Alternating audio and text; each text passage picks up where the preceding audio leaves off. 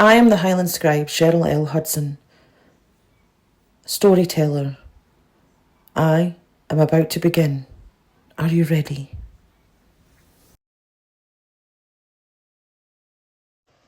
I am the Highland scribe, scribe to the stones, to the winds, to the bloodlines that walk unseen. Come closer, closer still. The fire's warm, but this tale tonight, well, this tale runs wild. In the heart of Angus, in the glens, where the mist clings low and the winds whistle like they remember, there lies a cottage, or what's left of it now. Crooked stones, blackened beams, and windows like gouged out eyes. It crouches by the old road, half swallowed by the earth, as though the land itself is trying to forget it. But it wasn't always that way. Folk don't speak its name. Not anymore. Not because they've forgotten it. No. It's because that place has no name. Not now. It was taken, scrubbed clean from the tongue and memory, like a sin too dark to carry. They just call it that place, or the one by the river bend. And even that is said with a shiver. It's been abandoned for well over a decade, but the rot goes back much further. The gamies, or the gamekeepers, won't go near it. Their hounds freeze up at the tree line. And those who do stray close, a sickness comes upon them, sudden and cloying, like rot in the soul, and it won't lift until they're back on the main roads. But sometimes the rivers burst its banks and the low roads flood, and when that happens, there's only one way through. Right past the bones of that old cottage. And that is when it gets hungry. They say it's been put to torch twice, maybe more, yet it still stands, charred but unyielding, as if it knows fire, as if it welcomes it. Now listen, for this tale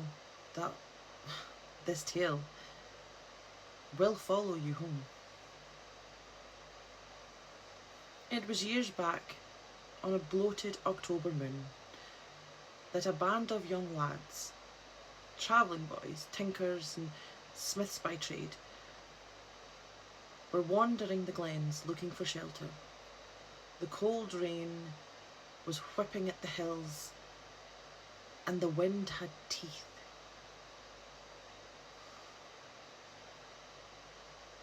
They found the ruin and took it for a blessing. Dry walls, some roof, and a hearth that still remembered fire. There were 5 of them, lads with strong backs and foolish hearts. One among them, Tam Stewart, carried a vial of holy water. I know, an odd thing for a traveller to be carrying, an odd thing for anyone to be carrying, a vial of holy water. But it had been passed down in the family.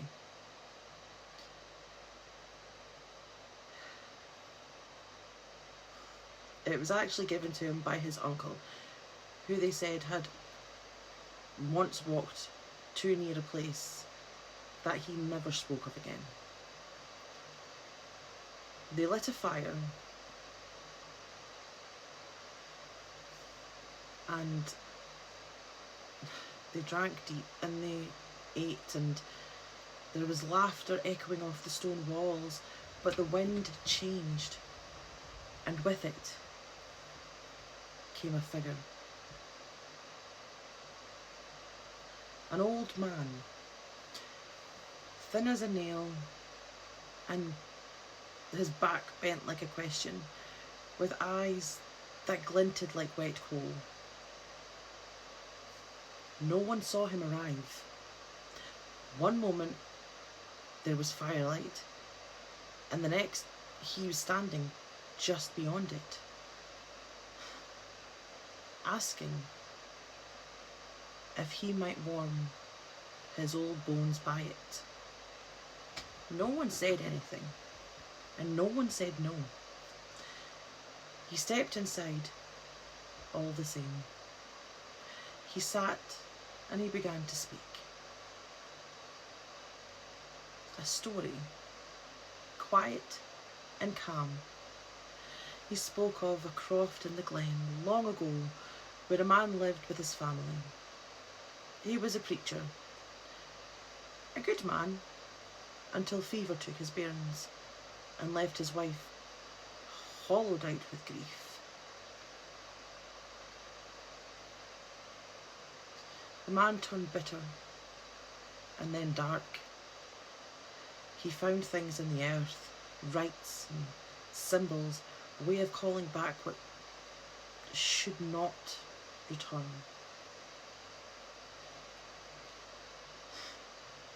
He fed the house, the old man said, with blood.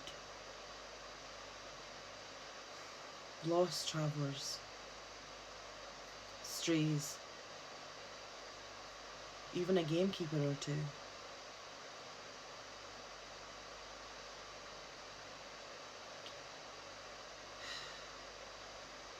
And then the twist of it. The bairns came back, but not as they had once been, not as they were, the old man whispered. Never as they were before.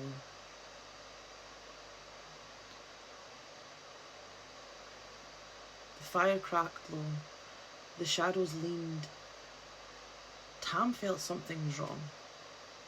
A weight, a pressure like stones were listening. The old man had no breath, not in the cold, not ever. And then he smiled.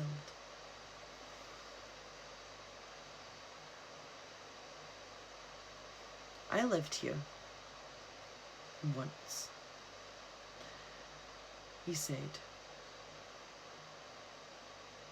and I never left.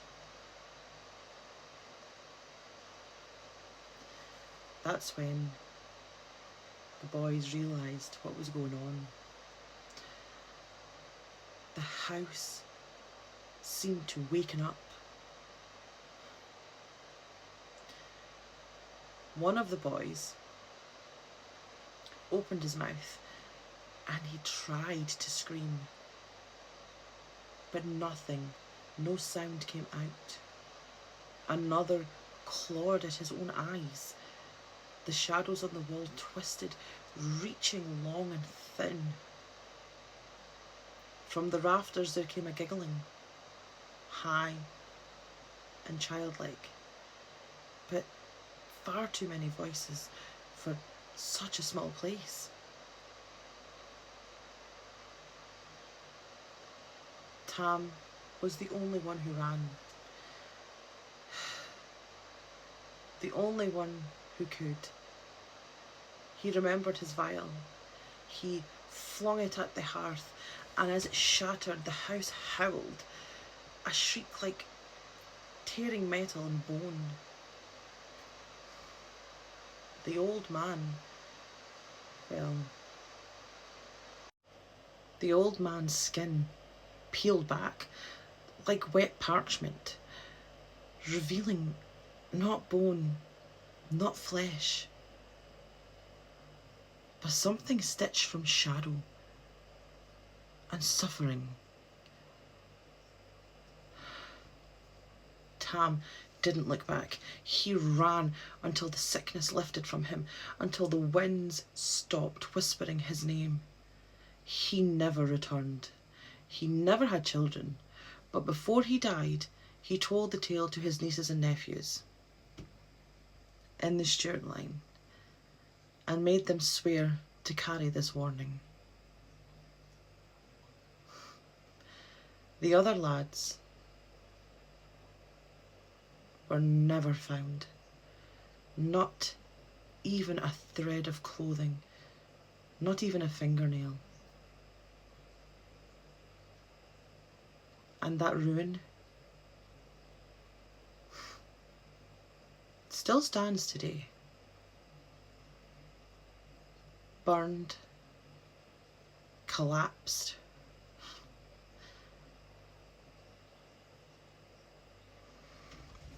forgotten, but never gone. It watches, it waits. And when the river rises and the road bends, it'll lead you towards it.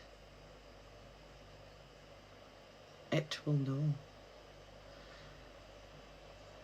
And if you're ever in the Angus Glens and you feel a cold come upon you, know that you're close to it. Keep walking. And if you see something in the windows, don't stop. Don't speak. And above all,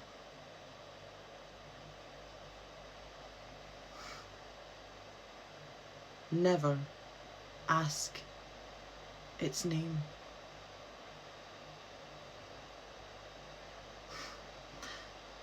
Because it has none.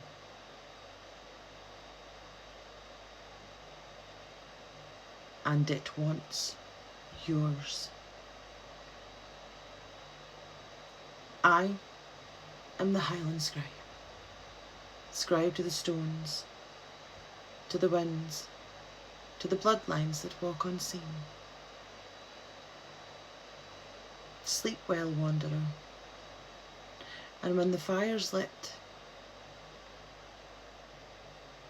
I hope you'll join me again. Good night.